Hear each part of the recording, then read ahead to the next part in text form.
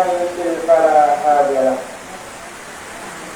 أشهد أن لا إله إلا الله وأشهد أن محمدا عبده ورسوله لا نبي ولا رسول بعده. قال الله تعالى في كتابه الكريم: أعوذ بالله من الشيطان الرجيم. يا أيها الذين آمنوا اتقوا الله حق تقاته ولا تموتن إلا وأنتم مسلمون. Amma ba'd. Jemaah salat Jumat yang dirahmati Allah Subhanahu wa taala. Sesungguhnya segala puji hanya bagi Allah. Kami memujinya, memohon pertolongannya dan meminta ampunan dan bertaubat kepadanya. Kami berlindung kepada Allah dari kejahatan diri kami dan keburukan amal perbuatan kami. Barang siapa yang Allah berikan petunjuk, niscaya tidak ada yang bisa menyesatkannya. Dan barang siapa yang Allah sesatkan, niscaya tidak ada yang bisa memberikan petunjuk. Aku bersaksi bahwasanya tidak ada sesembahan yang benar kecuali Allah semata, yang tidak ada sekutu baginya. Dan aku bersaksi bahwa Muhammad adalah hamba dan rasulnya, para pilihan dan kekasihnya, dan pengemban amanah wahyunya, dan penyampai syariatnya kepada manusia. Saudara-saudara Allah, dan cara penghormatannya terlimpah untuknya dan keluarganya serta seluruh sahabatnya. Jamaah salat Jumat yang dirahmati Allah Subhanahu wa taala. Imam Bukhari meriwayatkan dalam kitabnya Al-Adabul Mufrad dan Imam Ahmad dalam musnadnya dan selain mereka dari Jabir, semoga Allah meridhoinya, yang mengatakan bahwasanya ada kabar yang sampai kepadaku dari seorang yang mendengar dari Rasulullah SAW. Kemudian aku langsung membeli unta, mengikat perbekalanku di atasnya, lalu pergi bersafar selama 1 bulan untuk menemuinya, sampai aku menemuinya di Medina. Perjalanan mulia yang sudah berkah ini satu hadis yang dia dengar dari salah seorang sahabat, bahwa dia mendengar dari Rasulullah SAW. Ternyata orang tersebut adalah Abdullah bin Unais radhiyallahu anhu. Aku berkata kepada penjaga pintu, katakan padanya bahwa si Jabir menunggunya di depan pintu. Lalu dia bertanya, Anda putra Abdullah? Aku jawab, ya. Lalu dia keluar dengan menginjak pakaiannya dan langsung memelukku, dan aku juga membalas pelukannya. Aku berkata, ada satu hadis darimu sampai kepadaku bahwa engkau telah mendengar dari Rasulullah SAW tentang kisah. Aku khawatir apabila engkau meninggal ataupun aku meninggal sementara aku belum mendengarnya. Kemudian Unais radhiyallahu anhu yang mengatakan, aku mendengar Rasulullah SAW berkata, manusia akan dikumpulkan pada hari kiamat. Atau beliau berkata dengan kata hamba, dalam keadaan telanjang, tidak berhutang, dan dalam keadaan buhman.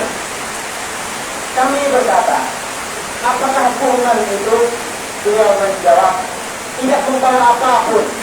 Kemudian dia memanggil mereka dengan suara yang sama jelasnya didengar oleh yang berada di tempat yang jauh maupun yang dekat. Aku adalah sang raja, aku adalah Abdayan, sang pemberi balasan. Tidaklah patut bagi seorang penduduk neraka untuk masuk neraka, sedangkan dia mempunyai hak atas seorang dari penduduk surga hingga aku memberikan haknya. Dan tidaklah patut seorang penduduk surga untuk masuk surga, sedangkan seorang dari penduduk neraka mempunyai hak atas dirinya hingga aku memberikan haknya, meskipun hanya berupa satu tamparan.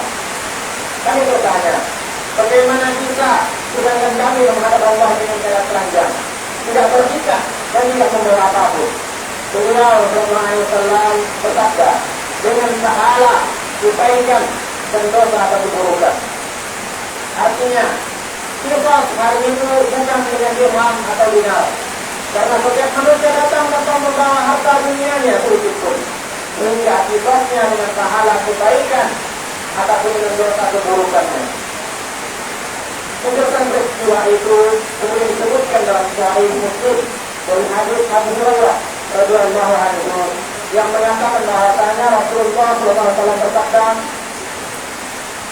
tahukah kalian siapakah orang yang bangkrut itu? Para sahabat menjawab, menurut kami orang yang bangkrut di antara kami adalah orang yang tidak memiliki uang dan harta besar. Beliau bersabda, orang yang bangkrut dari umatku adalah orang yang datang pada hari kiamat dengan pahala melaksanakan sholat, menjalankan puasa, dan menunaikan zakat. Namun dia datang juga dengan dosa mutilasi ini, menuduh si itu, memakan harta si ini, dan menumpahkan darah si itu, serta memukul si ini. Maka ini diberi pahala dari pahala kebaikannya, dan ini juga diberi pahala dari pahala kebaikannya. Jika pahalanya habis, sementara dia berusaha menutup kesalahannya, maka sebagian dosa sejak mereka dibebankan kepadanya hingga ia terlempar ke dalam neraka. Jangan sholat Jumat yang dirahmati Allah Subhanahu wa Ta'ala. Nabi kita Nabi Muhammad SAW menasihati umatnya dengan nasihat yang agung, di mana beliau SAW bersabda dalam sebuah hadis yang sahih, barang siapa yang pernah berbuat zalim terhadap kehormatan saudaranya atau sesuatu apapun, hendaknya dia meminta dihalalkan, dimaafkan pada hari ini, yaitu di dunia, sebelum datang hari tanpa dia dan tanpa Tuhan. Hadis riwayat Bukhari. Jemaah salat Jumat yang dirahmati Allah Subhanahu wa Ta'ala, kezaliman akan menjadi kegelapan pada hari kiamat. Maka dari itu, seorang hamba yang tulus terhadap dirinya akan berhati-hati terhadap kezaliman dan jangan waspada terhadapnya, karena ia akan menjadi kegelapan. Sebagaimana dikatakan oleh Nabi kita Nabi Muhammad SAW, takutlah kalian kepada kezaliman, karena kezaliman akan menjadi kegelapan pada hari kiamat. Hadis riwayat Muslim. Kebetulan Allah Subhanahu wa Ta'ala dan bagaimana di hari kiamat akan ada hari pemenuhan hak secara sempurna. Rasulullah SAW bersabda, sungguh semua hak pasti akan dipenuhi pada hari kiamat kelak, sampai kambing bertanduk akan dibalas dengan menanduk kambing yang lainnya yang tidak bertanduk. Hadis riwayat Muslim. Terkadang kita melihat ada kambing menanduk kambing lain, lalu kita menyangka bahwa urusannya selesai sampai di situ. Padahal tidak demikian kenyataannya. Semua binatang ini, binatang ternak, hewan liar, burung, dan binatang melata, semuanya akan dibangkitkan pada hari kiamat. Allah Subhanahu wa Ta'ala berfirman dalam Quran surah Al-An'am ayat 38. Allah menyebutkan, dan tidak ada seorang binatang pun dan tidak ada seekor binatang pun yang ada di bumi dan burung-burung yang terbang dengan kedua sayapnya, melainkan semuanya merupakan umat-umat seperti kalian. Tidak ada sedikit pun yang kami luputkan dalam kitab, kemudian kepada Tuhan mereka akan dikumpulkan. Allah Subhanahu wa Ta'ala berfirman juga, dan apabila binatang-binatang liar dikumpulkan, surah Takwir ayat 5, semua binatang melata, semuanya akan dikumpulkan dan dikisah satu sama lain. Imam Ahmad meriwayatkan dalam musnadnya dari Abu Dzar radhiyallahu anhu yang mengatakan bahwasanya, aku pernah membersamai Nabi SAW, lalu kami melihat dua kambing yang saling menanduk. Lantas kemudian beliau bersabda, wahai Abu Dzar, tahukah engkau kenapa mereka saling menanduk? Aku menjawab, aku tidak tahu. Beliau bersabda, namun Allah mengetahuinya, dan dia akan mengadili di antara keduanya pada hari kiamat.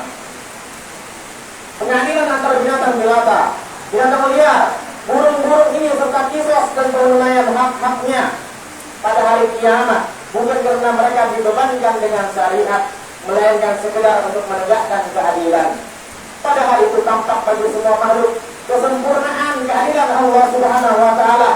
Kemudian dinyatakan dalam sebagian riwayat tentang penafsiran firman Allah Jalla wa'ala di akhir surah An-Naba, yang artinya pada hari itu manusia melihat apa yang telah diperbuat oleh kedua tangannya, dan orang kafir berkata, aduhai, seandainya aku hanya menjadi debu. Quran surah An-Naba ayat 40. Disebutkan dalam riwayat dan hadis yang statusnya marfu kepada Nabi Sallallahu Alaihi Wasallam bahwa jika Allah Subhanahu Wa Taala telah mengadili hewan-hewan ini dan semua telah dikisos satu sama lain, Allah berfirman kepada mereka, jadilah debu. Lalu ia menjadi debu. Itulah saat di mana orang kafir mengatakan, alangkah celakanya diriku, sedangkan aku, seandainya aku dulu hanya menjadi debu. Ketika dia melihat hewan-hewan ini telah dikisos satu sama lain, lalu dikatakan kepadanya jadilah debu, dia lantas berangan-angan seandainya dia juga seperti binatang itu. Namun tidak demikian dan tidak akan demikian. Allah Azza wa Jalla berfirman dalam artinya yang disebutkan dalam Quran surah Al-Fatir ayat 37. Dan orang-orang kafir bagi mereka neraka jahanam. Mereka tidak dibinasakan sampai mati dan tidak pula akan diringankan azabnya bagi mereka. Demikianlah kami membalas setiap orang yang sangat kafir dan mereka terteriak di dalam neraka itu. Ya Tuhan kami, keluarkanlah kami dari neraka. Niscaya kami akan mengerjakan kebajikan yang berlainan dengan yang telah kami kerjakan dahulu. Lalu dikatakan kepada mereka, bukankah kami telah memanjangkan umur kalian hingga orang-orang yang mau berpikir bisa berpikir, dan bukankah telah datang juga kepada kalian seorang pemberi peringatan? Maka rasakanlah azab kami, dan bagi orang-orang zalim tidak ada seorang penolong pun. Kemudian firman Allah Subhanahu wa Ta'ala, maka rasakanlah azab kami, dan bagi orang-orang zalim tidak ada seorang penolong pun. Maksud zalim di sini adalah mempersekutukan Allah Subhanahu wa Ta'ala yang merupakan kezaliman yang paling zalim, paling parah dan paling buruk. Kezaliman ada 3 jenis. Yang pertama yaitu kezaliman yang paling besar, yaitu mempersekutukan Allah Subhanahu wa Ta'ala. Kezaliman antar sesama hamba, yakni yang telah kita bahas sebelumnya. Kemudian yang ketiga, kezaliman selainnya, yaitu kezaliman seorang hamba terhadap dirinya sendiri dengan kemaksiatan selain syirik. Kezaliman yang pertama, tidak akan Allah Subhanahu wa Ta'ala ampuni dosanya, karena dia berfirman yang artinya sesungguhnya Allah tidak akan mengampuni dosa syirik, tetapi dia mengampuni dosa apa saja selain itu bagi siapa yang dia kehendaki. Quran surah An-Nisa ayat 48. Adapun kezaliman jenis kedua, Allah tidak akan membiarkannya sampai yang menzalimi dikisos oleh orang yang menzalimi di hari yang agung tersebut. Sementara jenis kezaliman yang ketiga, maka Allah juga tidak akan membiarkannya, sebagaimana hal itu tersebut dalam sebuah hadis dari Nabi kita yang mulia sallallahu alaihi wasallam. Kami memohon kepada Allah Jalla wa Ala dengan nama-namanya yang indah dan sifat-sifatnya yang luhur agar melindungi kita semua dari kezaliman.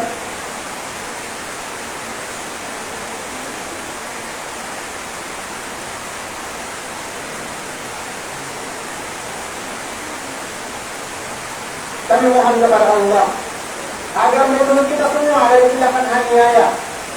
Ya Allah, kami berlindung kepadamu dari tersesat atau disesatkan, tergelincir atau digelincirkan, berbuat zalim atau dizalimi, bertindak bodoh atau dibodohi. Demikian khutbah kita ini, mudah-mudahan bermanfaat. Aku qauli hadza wa astaghfirullah wa atubu ilaihi innahu huwal ghafurur rahim.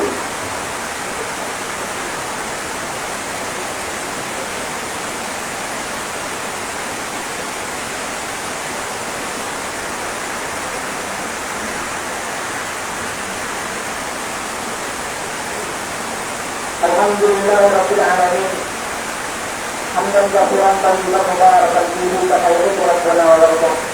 Asyhadu an la ilaha illallah wa asyhadu anna Muhammadan abduhu wa rasuluh la nabiyya wa la rasula ba'dah. Qala Allah ta'ala fi kitabihil karim, a'udzu billahi minasy syaithanir rajim. Ya ayyuhalladzina amanu taqullaha haqqa tuqatih wa la tamutunna illa wa antum muslimun. Allahumma shalli ala Muhammad wa ala ali Muhammad kama shallaita ala Ibrahim wa ala ali Ibrahim innaka Hamidum Majid. Wa barik ala Muhammad wa ala ali Muhammad kama barakta ala Ibrahim wa ala ali Ibrahim innaka Hamidum Majid. Allahumma ighfir lil muslimina wal muslimat wal mu'minina wal mu'minat al-ahya'i minhum wal amwat innaka sami'un qaribun mujibud da'wat. Rabbana ighfir lana wa li ikhwanina alladhina sabaquna bil iman wa la taj'al fi qulubina ghillan lil ladzina amanu rabbana innaka ra'ufur rahim. Rabbana ظلمنا أنفسنا وإن لم تغفر لنا وترحمنا ونكون من الخاسرين. اللهم اقنا بحلالك عن حرامك وأغننا بفضلك عمن سواك. اللهم اغفر لنا ربنا ظلمنا أنفسنا وإن لم تغفر لنا وترحمنا لنكونن من الخاسرين. ربنا آتنا في الدنيا حسنة وفي الآخرة حسنة وقنا عذاب النار. وصلى الله على سيدنا محمد والحمد لله رب العالمين.